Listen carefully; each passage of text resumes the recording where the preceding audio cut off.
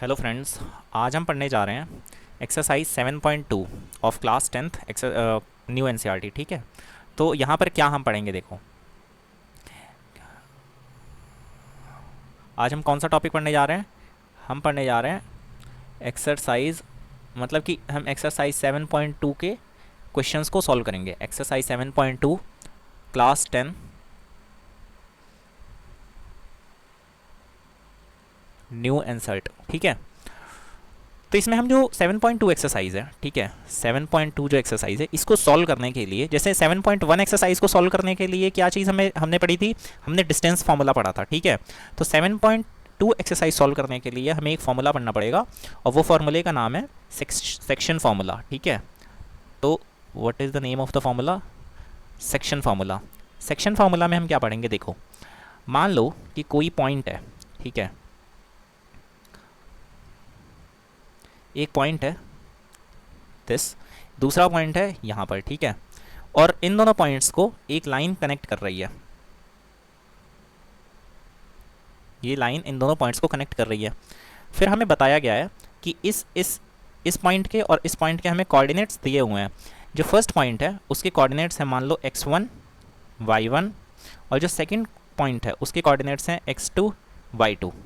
ठीक है, साथ ही साथ हमें क्या बोला जा रहा है कि एक तीसरा पॉइंट है इसी लाइन के ऊपर जो इस लाइन को एक रेशियो में ब्रेक कर रहा है, और वो रेशियो हमें बताई गई है m1 रेशियो m2। ठीक है, इस लाइन को ये थर्ड पॉइंट जो है, ये वाला पॉइंट जो है वो क्या कर रहा है? तोड़ रहा है m1 रेशियो m2 में। तो फिर हमें इस पॉइंट के कोऑर्डिनेट्स बताने हैं। ठीक है, हमें क्या क्या इन्फॉर्मेशन दी है? दोनों पॉइंट्स के कोऑर्डिनेट्स और रेशियो बताई गई है। फिर हमें इस पॉइंट के कोऑर्डिनेट्स बताने हैं, तो हम बहुत इजीली वो कोऑर्डिनेट्स बता सकते हैं। वो कोऑर्डिनेट्स क्या होंगे देखो। कोऑर्डिनेट्स में क्या होता है? एक होता है एब्सेसा, एक एब्सेसा होता है और एक ऑर्डिनेट होता है। एब्सेसा होता है एक्स कोऑर्डिनेट और ऑर्डिनेट होता है वाई कोऑर्डिनेट। तो हम ये दोनों चीज़ें निकाल सकते हैं। तो वो हम कैसे निकालेंगे देखो। ये जो फॉर्मूला है सेक्शन फॉर्मूला, इसका अगर आपको डेरिवेशन या प्रूफ देखना है तो आप उसे एनसीईआरटी से देख सकते हो। अदरवाइज़ आपको ना समझ आए और आपको फिर भी देखना है तो फिर आप मुझे कॉमेंट कर देना इस वीडियो में, मैं इसके ऊपर दूसरी वीडियो बना दूंगा। ठीक है, डिस्टेंस फार्मूला और जो एरिया ऑफ ट्रायंगल होता है और सेक्शन फार्मूला, तीनों पर एक ही वीडियो में कंबाइन करके हम बना देंगे क्या चीज़? एक प्रूफ वाला वीडियो, डेरिवेशन वाला वीडियो बना देंगे। यहाँ पर डायरेक्ट हम देख रहे हैं। तो कोऑर्डिनेट्स क्या होते हैं? कोऑर्डिनेट्स होंगे m1, ठीक है, x2 plus m2 x1 divide by m1 plus m2। ये क्या हो गया? ये एब्सेसा हो गया। ये x2 और x1 से निकल रहा है ना, तो ये क्या हुआ? एब्सेसा हुआ। और जो दूसरा होगा दैट इज ऑर्डिनेट, जो हमें फाइंड करना होगा वो होगा m1 y2 plus m2 y1 divide by m1 plus m2। ये क्या हो गए? ये हमारे कोऑर्डिनेट्स हो गए। ठीक है, कंफ्यूज हो जाओगे इसलिए ये वाला ब्रैकेट नॉर्मली रखना चाहिए। ये हो गए कोऑर्डिनेट्स। तो ये हो गया एब्सेसा, कौन सा? ये वाला जो है, ये वाला, ये हो गया एब्सेसा, और ये हो गया ऑर्डिनेट। ठीक है,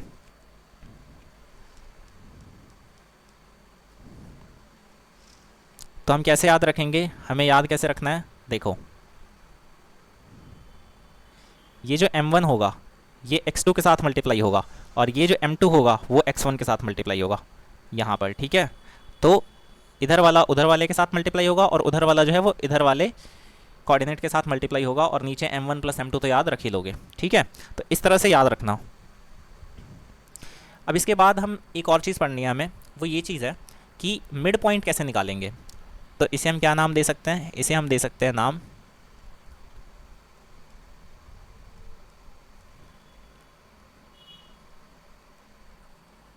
मिड पॉइंट फार्मूला। ठीक है, मिड पॉइंट फार्मूला में क्या है? सेम चीज़ है। एक पॉइंट ये है, दूसरा पॉइंट ये है, इन दोनों पॉइंट्स को एक लाइन ज्वाइन कर रही है। इसका मिड पॉइंट बताइए। तो मिड पॉइंट बताने का मतलब, मिड पॉइंट यहाँ पर है मान लो, तो इसके कोऑर्डिनेट्स बताओ, यही पूछा जा रहा है हमसे। ये मिड पॉइंट है, इसके हमें क्या बताने हैं? कोऑर्डिनेट्स बताने हैं कि इसके कोऑर्डिनेट्स क्या होंगे। तो हमें कुछ चीज़ें दी होंगी, तो क्या दी होंगी हमें? तो वो हमें दिया होगा कि इस पॉइंट के coordinate that is x1 y1, उसे हम x1 y1 मान के चल रहे हैं फॉर्मूले में के लिए, और ये क्या है x2 y2, और ये जो पॉइंट है इसके कोऑर्डिनेट्स बताने हैं, और हमें कुछ नहीं बताया। लेकिन हमें ध्यान से देखो, एक इन्फॉर्मेशन हमें दी हुई है।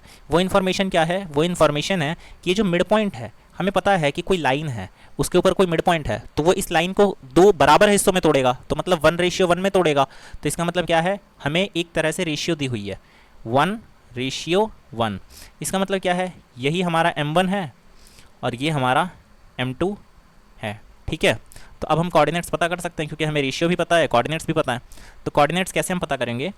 तो डाल दो m1 की जगह 1, फिर x2, फिर प्लस m2 की जगह 1 और x1, डिवाइड बाय m1 कितना है 1 और x2 कितना है 1 और m2 कितना है 1। ठीक है, उसी तरह से जब हम ऑर्डिनेट पता करेंगे, ये तो एब्सिसा हो गया, ऑर्डिनेट क्या होगा 1.y2 plus 1.y1 divided by 1 + 1। तो अब ध्यान से देखो, क्या हम इसको डायरेक्टली ये नहीं लिख सकते कि x1 + x2, क्योंकि अगर हम प्लस करते हैं दो चीज़ों को तो किसी को आगे किसी को पीछे लिख सकते हैं। तो यहाँ पर x2 आगे है तो यहाँ पर x1 मैंने आगे कर दिया, उससे कोई फ़र्क तो पड़ता नहीं है। 1 + 1 हो गया 2, और इसी तरह से y1 + y2 डिवाइडेड बाय 2। ये हो गया हमारा मिड पॉइंट का फॉर्मूला।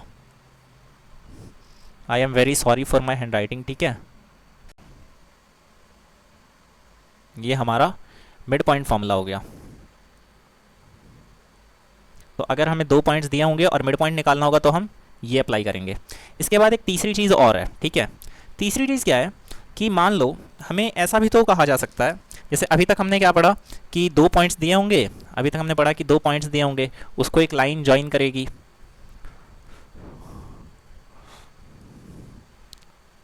उसको एक लाइन ज्वाइन करेगी, मान लो पॉइंट यहाँ पर है।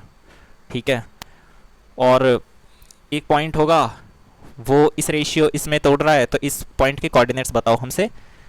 ये अभी तक हमने जाना कि वो हम कैसे निकालेंगे।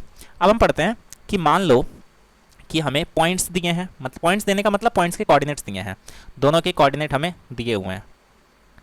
साथ ही साथ इन दोनों पॉइंट्स को जो लाइन ज्वाइन कर रही है और इस पे जो पॉइंट है इसके भी जो कोऑर्डिनेट्स हैं वो भी हमें दिए हैं। मतलब क्या कि एक पॉइंट है ये, दूसरा पॉइंट है ये, और तीसरा पॉइंट है ये, और ये पॉइंट इसी लाइन के ऊपर है। तीनों के हमें कोऑर्डिनेट्स दिए हुए हैं। तो हमें क्या बताना है?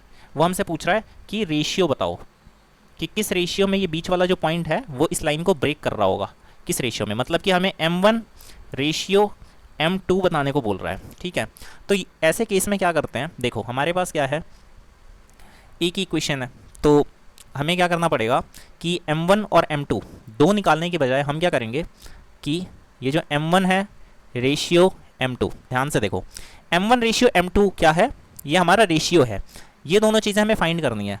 तो हम दोनों तरफ m2 से डिवाइड कर देते हैं। ठीक है, मतलब क्या कि मान लो 3:5 है, कोई चीज़ है, मान लो कि 12 है एक तरफ, इसको मैं ग्रीन से लिख लेता हूँ, एक तरफ 12 है एक तरफ 20 है। ठीक है, तो इसका जो अल्टीमेट रेशियो हुआ वो कितना हुआ 3:5। तो अगर मैं दोनों तरफ 5 से डिवाइड कर दूं, ठीक है, दोनों तरफ 5 से डिवाइड कर दूं तो कोई फ़र्क तो पड़ेगा नहीं। क्यों? क्योंकि रेशियो पे जिस तरह से इक्वालिटी के इधर मान लो कुछ चीज़ होती है, इधर कुछ चीज़ होती है, तो दोनों तरफ अगर हम सेम चीज़ से डिवाइड कर दें या सेम चीज़ से मल्टीप्लाई कर दें तो कोई फ़र्क तो पड़ता नहीं है। तो उसी तरह से रेशियो में भी कोई फ़र्क नहीं पड़ता है, तो यहाँ पर रेशियो में भी कोई डिफरेंस नहीं आएगा। तो ये कितना हो गया, ये 5/5 हो गया 1, और ये कितना हो गया 3/5। तो इसका मतलब क्या है कि 3:5 को हम इक्वल करके 3/5 रेशियो 1 भी लिख सकते हैं, लिख सकते हैं ना। कैसे? जैसे कि ये 12/12 रेशियो 20 था, तो इसको हम ऐसे लिख लेते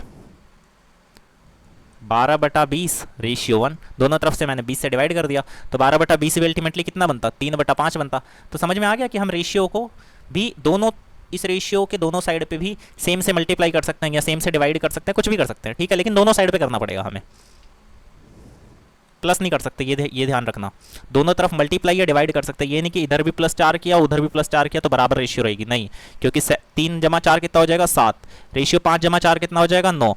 तो 3:5 इक्वल नहीं होता है किसके? 7:9 के। तो समझ आ गया, मल्टीप्लाई और डिवाइड तो रेशियो को कर सकते हो, लेकिन ऐड या सब्ट्रैक्ट नहीं कर सकते, ये बात ध्यान रखना, ठीक है। तो आगे चलते हैं, हमने क्या किया है यहाँ पे,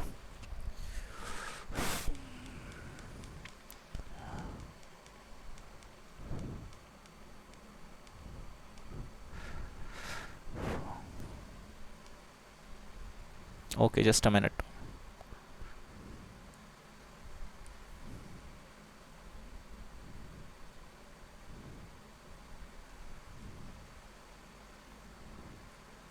हमने क्या किया, हमने दोनों साइड m2 से डिवाइड कर दिया। तो अब ये कितना बना है, ये बन गया है m1 divided by m2 ratio 1। इसका मतलब ये जो रेशियो है ना, यहाँ पर हम ये भी लिख सकते थे m1 divided by m2 ratio 1। क्यों? क्योंकि हमने देखा अभी कि जो m1 divided by sorry m1 ratio m2 होता है, हमने क्या देखा कि m1 रेशियो m2 जो होता है ये बराबर होता है m1 divided by m2 ratio 1 के, ठीक है। तो हम ये चीज़ लिख सकते हैं। तो हम क्या करते हैं कि ये जो m1 डिवाइडेड बाय m2 होता है इसको क्या मान लेते हैं, k मान लेते हैं, और उधर रेशियो 1 ही रहने देते हैं। तो हम क्या मान लेंगे कि k रेशियो 1 में ब्रेक किया गया है, इस लाइन को, ये जो पॉइंट है वो k रेशियो 1 में ब्रेक कर रही है। और फिर k की वैल्यू निकाल लेंगे, 1 तो हमें पता ही है, k की वैल्यू निकाल लेंगे। मान लो k की वैल्यू आई 3/4, तो हम समझ जाएंगे कि 3:4 में तोड़ा होगा, ठीक है। आपको बात समझ में आ रही है, या मैं असमर्थ हूँ अपनी बात पहुँचाने में? थोड़ा मुश्किल तो हो ही रहा है। सॉरी नया नया चैनल बनाया ना मैंने, तो इसलिए मुझे इनिशियल में थोड़ा प्रॉब्लम हो रहा है।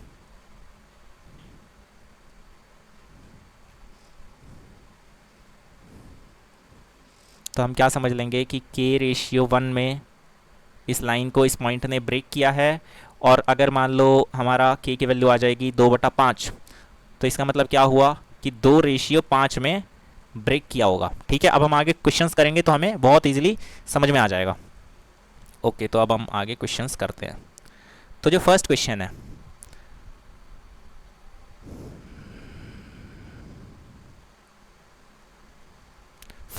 है, इसमें कहा जा रहा है कि find the coordinates of the point which divides the join of, join मतलब जो लाइन जॉइनिंग है, join of -1 7 and 4 - 3 in the ratio 2:3।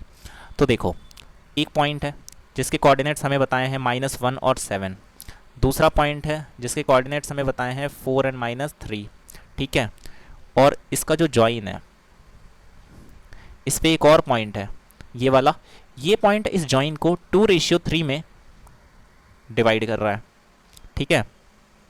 तो हमें सारी चीज़ें दी हैं, तो हम अपना सॉल्यूशन इसको सॉल्व करना शुरू करते हैं। सॉल्यूशन क्या है कि हम सीधे लिखेंगे, सेक्शन फार्मूला लिख देते हैं, ठीक है। गिवन वगैरह लिखने की ज़रूरत नहीं है क्योंकि हमने ऑलरेडी डायग्राम बना दिया है। सेक्शन फार्मूला लिखते हैं। सेक्शन फार्मूला क्या है कि जो कोऑर्डिनेट्स होंगे ना इस पॉइंट के,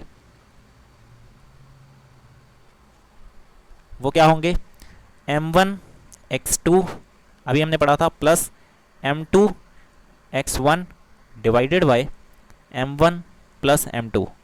इसी तरह से m1 y2 plus m2 y1 divided by m1 plus m2। ये तो अब है, अभी हमें पता होना चाहिए कि m1 कौन सा है, m2 कौन सा है, x1 x2 हमारे जो भी फॉर्मूले में वैल्यूज़ हैं वो है कौन सी, ठीक है, जो भी वेरिएबल्स हैं। तो ये जो है, ये अभी हमने पढ़ा था, ये होता है x1, ये होता है y1, ये होता है m1, this is m2, this is x2, this is y2, this is x2 and this is y2। Okay, so now will put all the values and find the coordinates of this point, ठीक है।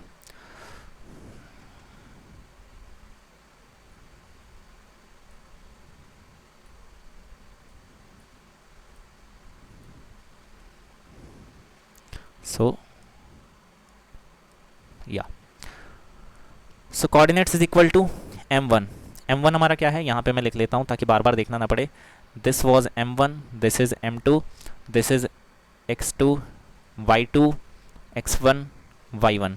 सो m1 दो multiply m1 into x2 होता है, तो 2 into 4 plus 3 into -1 divided by 2 plus 3. ठीक है, और फिर जो ऑर्डिनेट होगा वो कितना होगा, 2 multiply -3 plus 3 multiply 7 divided by 2 plus 3. ये होंगे क्या चीज़, ऑर्डिनेट्स. इज इक्वल टू क्या होगा, 2 into 4 8 -3 divided by 5 -6 plus 14 divided by 5. Sorry, not, it is not 14, it is 21. This is 21. ठीक है, तो क्या होंगे ऑर्डिनेट्स, 8 -3 5 बटा 5 डिवाइडेड -6 प्लस 21 15 बटा 5 इज इक्वल टू 1 3. ये हो गए कोऑर्डिनेट्स उस पॉइंट के जो इन दोनों पॉइंट्स को 2:3 में तोड़ रहा था. ठीक है,